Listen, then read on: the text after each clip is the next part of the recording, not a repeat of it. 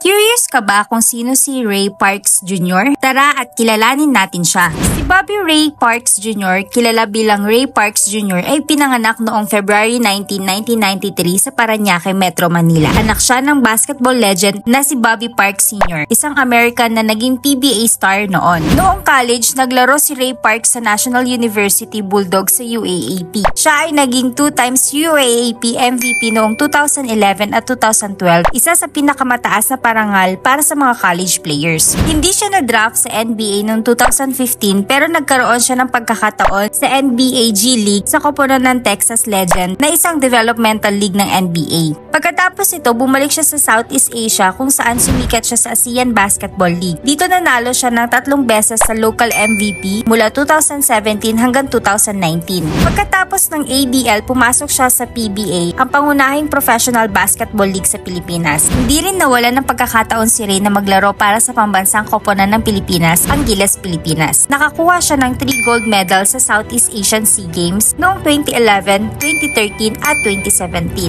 Sa mga nagdaang taon, naglaro siya sa Japan B-League bilang Asian import player. Una siyang sumali sa Nagoya Diamond Dolphins noong 2021 at noong 2024 ay lumipat siya sa Osaka Evesta. Sa Japan, mataas ang competitive level at mas mataas ang sahod para sa mga import players tulad niya. Anong parte ng kwento ni Ray Parks Jr. ang pinaka nag-inspire sa'yo? Comment down below and don't forget to like, share, and follow for more content like this.